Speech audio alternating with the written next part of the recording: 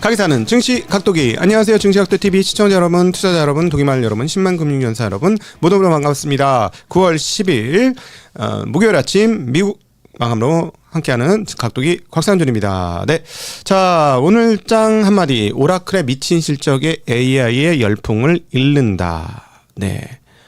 어제 장후에 10%도 넘게 올랐다, 폭등을 하고 있다. 오라클 실적이 지금 수주 잔고가 뭐 359% 증가했다. 이 데이터 참 신기하다 했는데 역시나 뚜껑을 딱 따니까 미쳤어요. 미국 시장이. 오라클의 날이었다, 이렇게 표현하는 게 맞을 것 같습니다. 자, 오늘 핀비즈를 통해서 전체 시황 한번 보도록 하죠. 아주 극명하게 갈리는 모습을 보여주었는데요. 일단 왼쪽 위에 보시면 오라클 있죠. 오라클 몇 프로? 35.95%. 싫어하냐? 35.95%. 자, 오라클은 쉽게 얘기해서 AI 관련된 모든 서비스를 해주는 회사다라고 쉽게 표현하면 그렇게 말씀드릴 수 있겠어요. 그래서 덕분에 엔비디아 고공행진했고요. 와, 진짜네 이러면서 3.5%.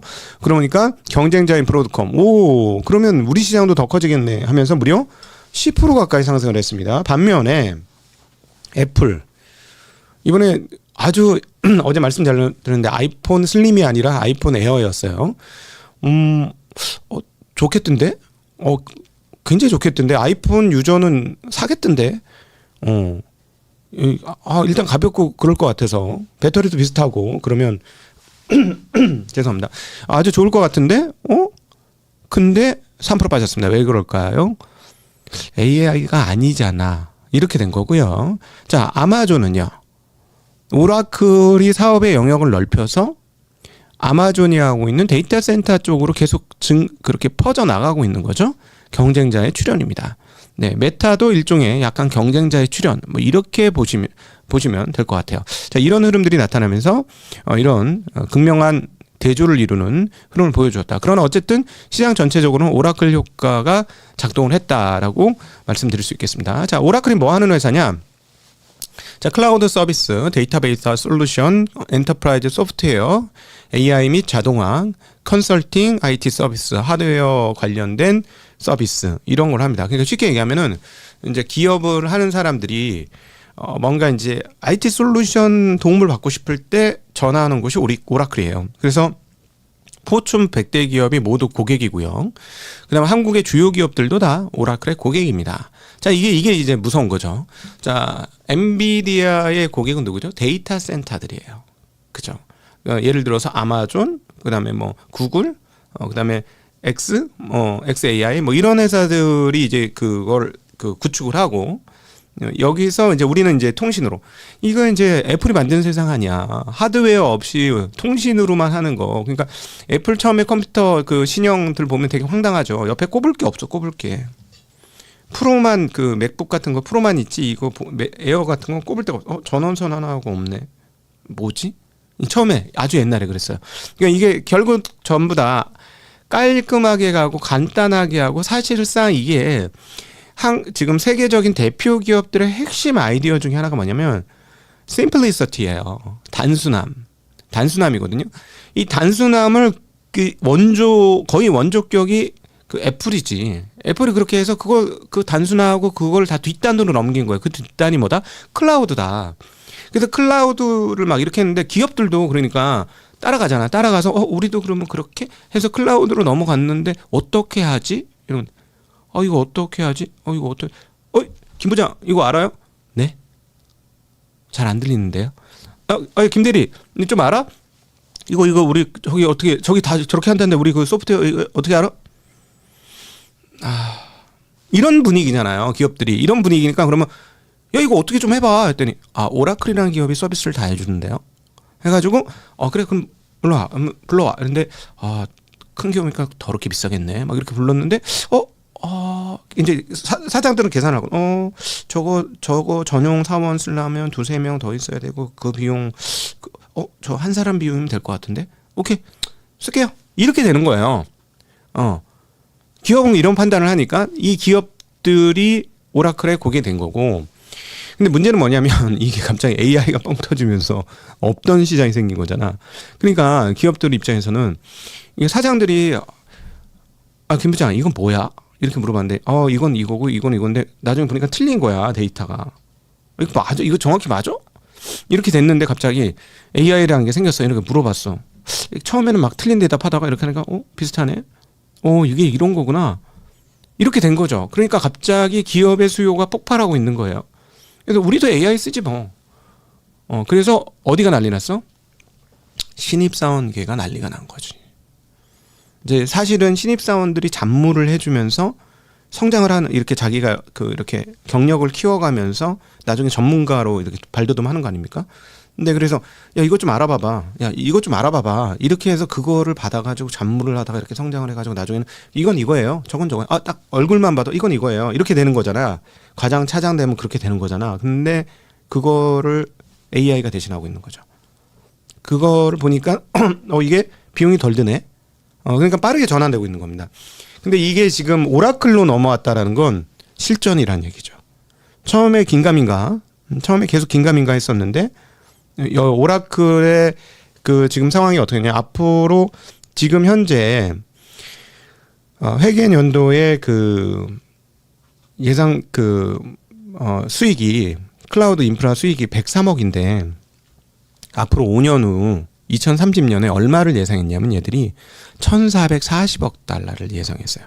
103억 달러인데 1440억 달러. 5년 동안 10배 이상 증가한다. 이거죠. 그러니까 지금 오늘 시장에서 뭐야? 오? 진짜잖아? 이렇게 된 거예요. AI 진짜잖아?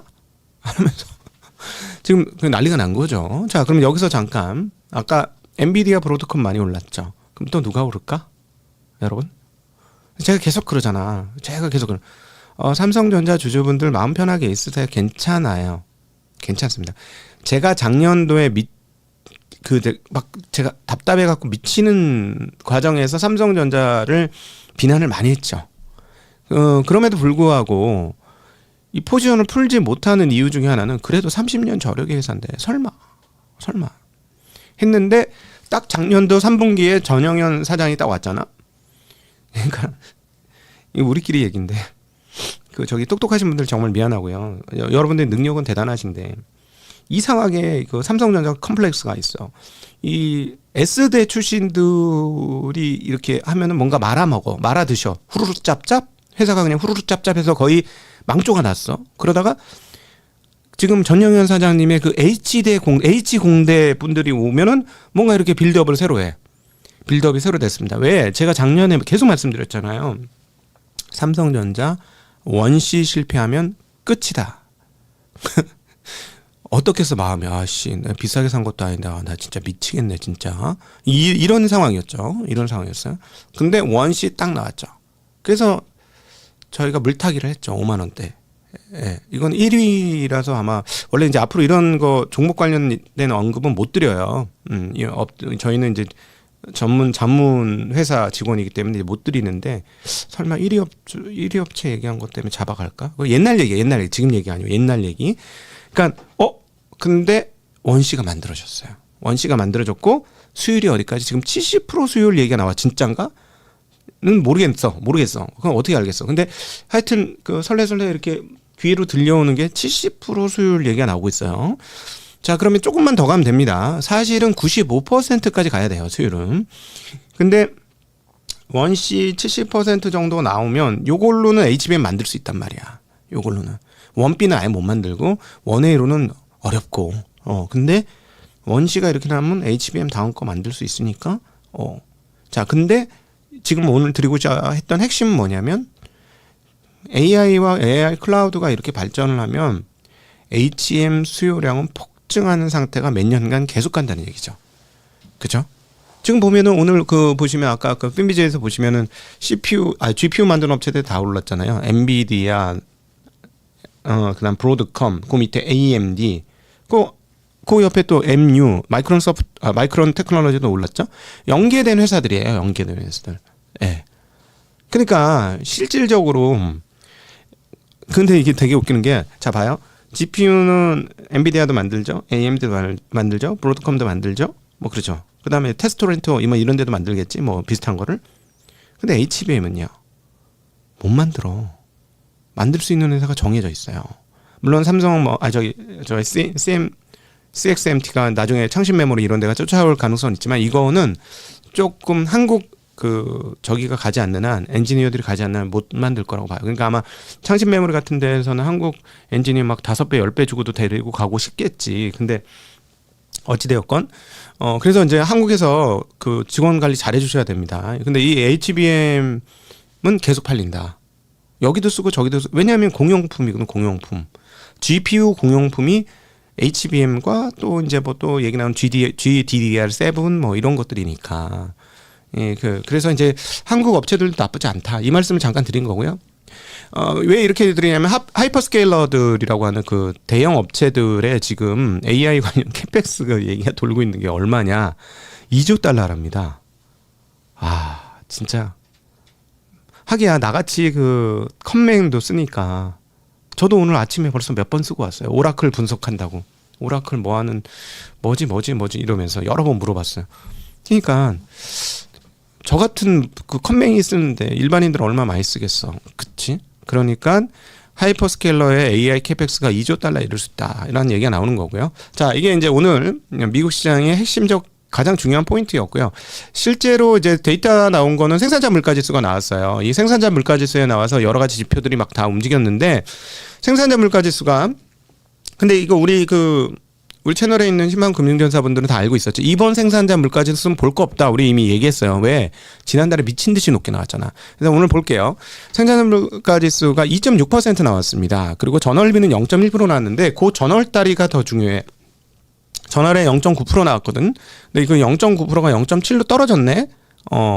약간 떨어졌어요. 근데 생산 물가 전월 대비는 마이너스 0.1, 근원도 마이너스 0.1 맞나? 예. 이렇게 나왔고 그다음에 근원 생산자 물가지수도 2.6이 나왔습니다. 그러니까 생각보다 상당히 많이 떨어졌어요. 근데 이건 당연한 거죠. 왜냐하면 지난달에 너무 많이 나왔으니까. 지난달에 너무 높게 나왔으니까 이건 당연한 거였다. 그럼에도 불구하고 눈에 보이는 게 1%대 중반대 딱 나오니 어떻게 되겠어요? 금리가 떨어졌죠. 금리 테이블 볼게요. 네, 금리가 떨어집니다. 어제는 금리가 올랐었죠. 왜 금리가 올랐어요? 이미 많이 내렸기 때문에 금리가 반등을 했고 또 하나는 곧 CPI가 나오는데 CPI가 높게 나오면 어떡하지? 했는데 일단 PPI가 낮게 나오니까 마음에 안심을 했어요. 그런데 여러분 여기서 우리 하나 기억하고 넘어갑시다. 생산자 물가가 생산자가 만든 물건이 소비자한테 전달되는 때까지 시차가 있어요 없어요? 공장에서 만든 게 내 주머니까지 들어올 때는 시간이 걸리죠. 분명히 걸립니다. 시간이 걸리는데 유통업자 돌고 돌아서 내 주머니에 들어오니까. 그러면 지난달에 생산자 물가지수가 고공행진한 것은 이번 CPI에 좋을까 나쁠까? 좋진 않겠죠, 당연히. 예. 그럼에도 불구하고 일단 PPI가 떨어졌으니까 장기적으로 물가는 안정되겠군 이런 생각을 한 겁니다. 그래서 채권 금리가 떨어진 거예요. 오늘 채권 금리가 전반적으로 떨어졌고, 그 다음에 이제 환 볼게요. 금리가 떨어졌으면 원래 달러도 떨어져야 되잖아. 근데 요즘 상황은 뭐다? 그래, 달러는 계속 떨어져야 되는 상황이야. 그런데 남들이 더 떨어져. 유럽이 지금 상황이 어때요? 유럽이 지금 상황이 애매하지. 프랑스, 지금 우리는 유럽 쪽 뉴스가 별로 안 나와서 정확히 모르겠는데 뭐 지금 뭐라 그럴까? 무슨 날이라고 하면서 막 다 시위대에 막 제압한다고 8만 명의 군인과 경찰이 동원된다고 했잖아요. 프랑스에서. 그런 상황이고 또 하나. 폴란드에서 러시아 드론을 격추했습니다. 이게 뭐 유럽 상황들이 별로예요. 그러니까 유로화가 강세가 되겠냐고. 그러니까 달러화가 약세가 돼야 되는데 유로화는 더 약세야. 더 약세. 누가 더 밑으로 잠수를 잘하나. 뭐 이런 지금 시즌이 벌어진 거예요. 그러다 보니 달러가 강세가 된 것이고, 그 다음에 이제 그에 따라서 아시아 통화는 뭐 이미 꼬르륵 밑에 금리가 최바닥이니까 얘네보다 위에 있을 턱이 없죠. 금리가 최바닥이니까 환율이. 그러니까 계속해서 낮은 흐름을 보여주고 있고, 유독 위안화만 중국의 위안화만 7.12에서 계속 놀고 있습니다. 얘네만 유독 최근 강한 흐름 보여주고 있습니다. 네. 네, 그 다음에 이제 원자재 볼게요. 아까 말씀을 드렸습니다만은 드론이 빙빙 날라다니고 그게 막 격추되고 이러니까 유가는 오늘 조금 올랐습니다. 그런데 반면에 금값은 뭐 떨어지는 거 거의 없죠. 그렇게 많이 올랐는데 벌써 3,700 근처인데 숨고르기가 별로 없어요. 자, 구리 가격이 다시 만불로 올랐습니다. 자, 구리 가격과 관련해서 데이터는 전일 어제 우리 찐닝 님께서 워낙 이제 분위기를 잘 이렇게 파악하고 뉴스를 잘 전달해 주셔서 사실 아침에 제가 할 거 없는데 그래도 중국 소비자 물가 지수, 생산자 물가 지수가 나왔습니다. 네. 중국 소비자 물가 지수, 생산자 물가 지수가 나왔는데 요게 이제 조금 과거의 흐름 대비 조금 올랐다는 거예요. 그래서 바닥으로 쫙쫙 기든 놈들이 고개를 쳐들기 시작하네. 이런 흐름들을 보여줬다는 게 핵심적인 내용이 되겠습니다. 자, 이것이 구리값을 올리는 영향을 미쳤다라고 설명드려도 될 것 같아요. 그러니까 자, 차트도 한번 볼까요? 차트 보시면 도대체 언제쯤 얘네들이 바닥에서 헤매는 게 끝날 것이냐 뭐 이런 생각을 했었는데 특별히 생산자 물가 지수가 특별히 심하죠. 생산자 물가 지수가 쭉쭉 끝없이 떨어지다가 반등을 했습니다. 물론 이제 한 달 반등이라서 조금 더 봐야 되겠습니다만 소비자 물가 지수, 생산자 물가 지수가 모두 반등했다는 측면이 눈에 띕니다. 자, 여기서 하나. 자, 구리값 올라오죠. 중국 경기 회복된다고 하니까 $10,000 맞죠? 만약에 중국 생산자 물가 지수가 지금 마이너스 2.99가 나왔는데 이게 플러스 되면 어떻게 될까? 물론 시간 걸리겠죠. 저는 알리바바 알리익스프레스에서 얘네들 가격 올리나 안 올리나 계속 보고 있거든. 거기 가격 생산자 물가지수 플러스 나면 알리익스프레스 가격 올라갈 것 같은데 물건값이 올라간다는 얘기죠. 재화 물건값. 자, 그러면 여러분 어떻게 될까요? 중국이 그럴 능력이 있는지 모르겠으나 미국을 저격하기 위한 최고의 방법은 뭘까요? 최고의 방법은 한번 생각해 봅시다. 우리 머리를 뱅뱅 굴려서 중국이 미국을 이 시점에서 저격할 최고의 방법 뭘까? 히토리오 맞죠? 그건 맞습니다. 제가 지금 이 문맥으로 파악해서 한번 대답해 주세요. 이럴 가능성은 높진 않습니다만 만약에 중국이 경기를 활성화시켜서 소비자 물가지수가 빠바방 위로 올라가고 생산자 물가지수가 마이너스에서 플러스로 빠바방 올라가면 물건값은 어떻게 될까요, 여러분? 물건값은 그러면 인플레이션을 수출할 수 있는 거 아니야? 지금은 디플레를 수출했는데 지난 2000년 이후 25년간 중국은 전 세계에 디플레를 수출해왔던 국가입니다. 자기네 낮은 임금과 낮은 물가 가격으로 수출을 하니까 우리 어렸을 때 1,000원 주고 사던 머그컵이 25년 지나서 집값이 5배, 10배 뛰었는데 머그컵이 똑같이 1,000원이야. 이 디플레잖아. 머그컵 디플레 현상은 왜 나왔어? 중국 애들 때문에 나왔지. 그렇죠? 근데 중국이 그게 쉽진 않아요. 그렇게 될 것 같지도 않고. 왜냐하면 생산율이 워낙 높아졌고 기계가 되어 있기 때문에 물건값이 쉽게 올라가진 않을 텐데 그런데 만에 하나 소비자 물가지수 올라가고 생산 물가지수 올라가고 물건값이 조금 올라가는. 지금은 너무 싸니까 얘네 디플레 때문에 올라가서 플러스 빵 터져서 물건값 빡 오르면 미국 어떻게 되나? 미국 어떻게 되나? 미국이 이제 금리를 못 내리는 상황이 오게 되죠. 그렇게 되면. 그런 것도 있다. 근데 가능성은 이거는 높진 않다.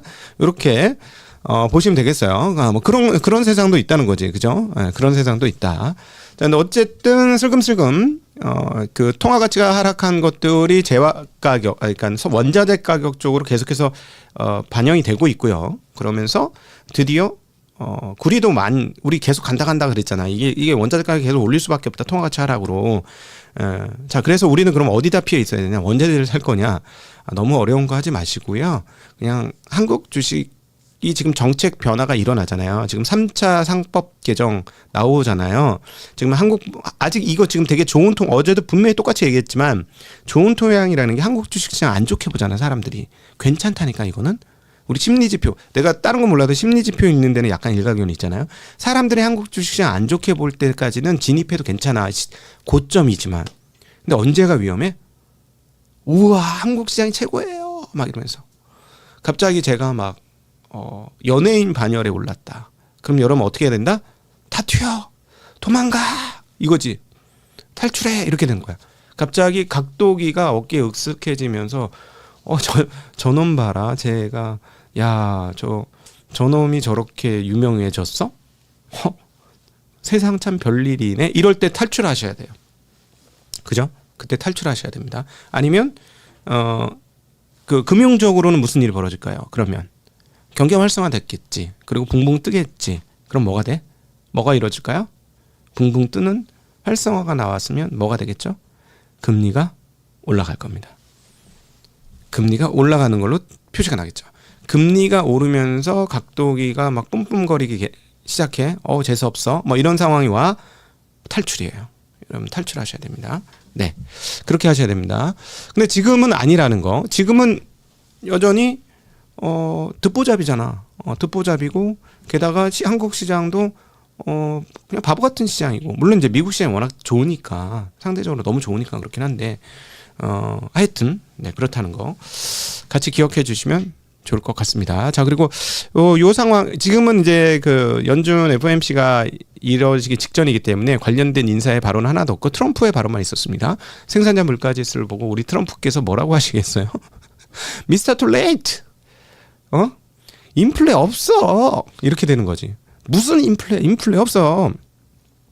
당장 금리 내려. 이러면서 당장 100bp 내려. 뭐 이런 식의 얘기가 당연히 귀에 들립니다. 막 선하게 들려요. 네.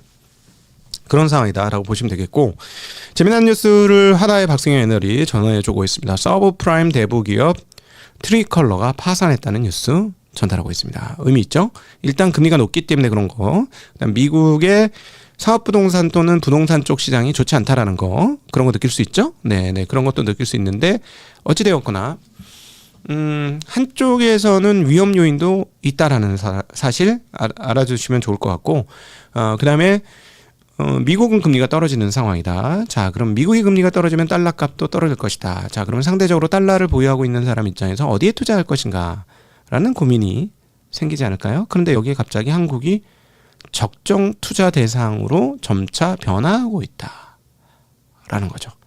식당에서 담배 피던 애들이 식당에 금연 딱지를 붙였다. 이런 거지. 난 식당에서 담배 피는 애들하고는 거래 안 할 거야 하던 외국인들이 금연 딱지를 붙이고 금연 과태료를 물리기 시작하네. 그러면은 저기가 가성비가 좋은 식당인데 가볼까? 하는 생각이 안 들까요? 네, 요거를 고려해 주십시오. 네, 자, 오늘도 함께 해주셔서 진심으로 감사합니다. 안녕.